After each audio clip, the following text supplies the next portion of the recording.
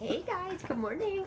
So this morning we did a segment for Univision, the Spanish TV channel, and we spoke about the benefits of being bilingual.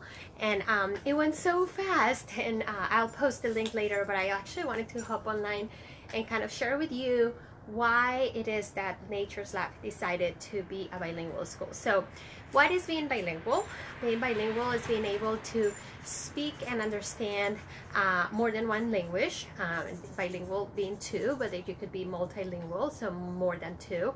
And really the benefits are so many. So first of all, here in the United States, unfortunately only 20% of the population is bilingual, while the rest of the world, there is at least 60% of the world that are bilingual and multilingual.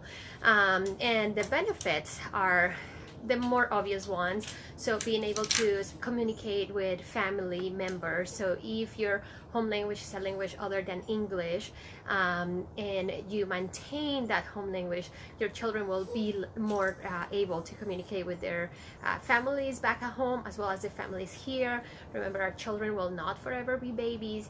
They grow and they will be teenagers, and they have to have the language to be able to communicate with their parents, to share about all of their challenges and the happy things that happen when you're a teenager and an adult. So that's the first.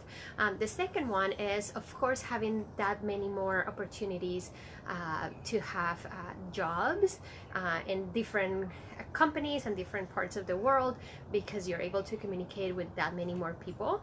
And then there are the cognitive important benefits, which are, we know children who speak more than one language have developed their brain in different ways, which are very beneficial. So their prefrontal cortex is developed much more, in the sense that it allows us to have better memory skills, to be able to transfer and to change from one task to the other with efficacy, is that a word? Yeah.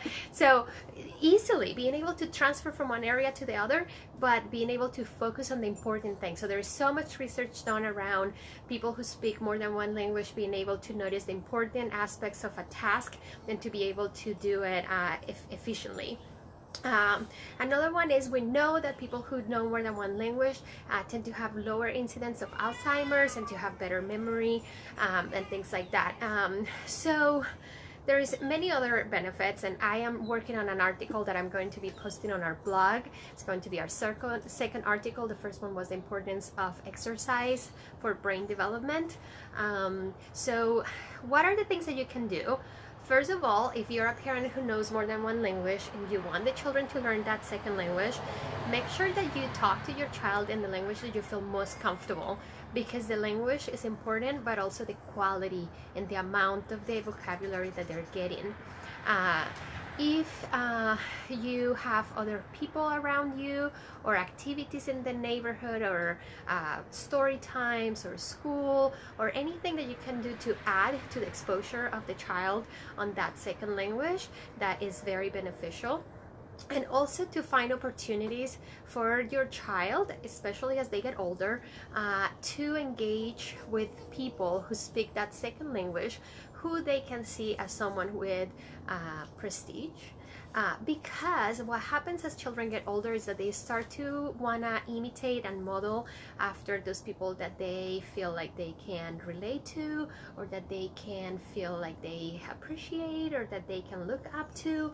So many times when children go into kindergarten, middle school, high school, they may have been using, let's say, Spanish as their home language, but when they go to school they refuse to use it, and it's because they start to see that the principal, the teacher, those people in power speak English, so that's what they want to do.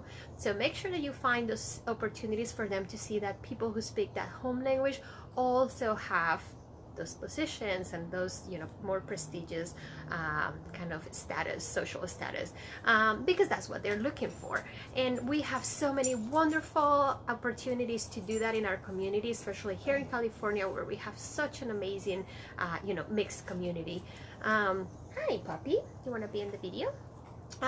So yeah, that is one thing. A second one, well, I guess I said many more, but those are some of the benefits, those are some of the strategies.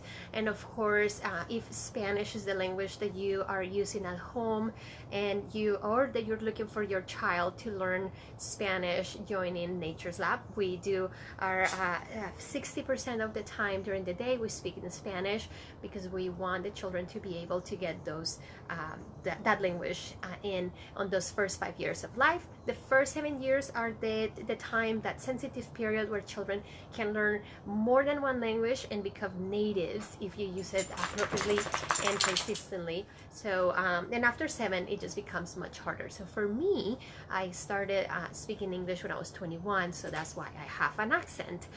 But my child has been listening to both English and Spanish since he was born, and he is bilingual in both Spanish and English, and he's fully proficient in both. He understands, and he has started to speak in Spanish and English as well. So in my article I will also cover, so I know some people have asked, is it confusing? I've noticed that my child does code switching. What does that mean? Is that something negative? The quick answer is no, it's not, but I'll talk more in the article about why it's not and give you some examples.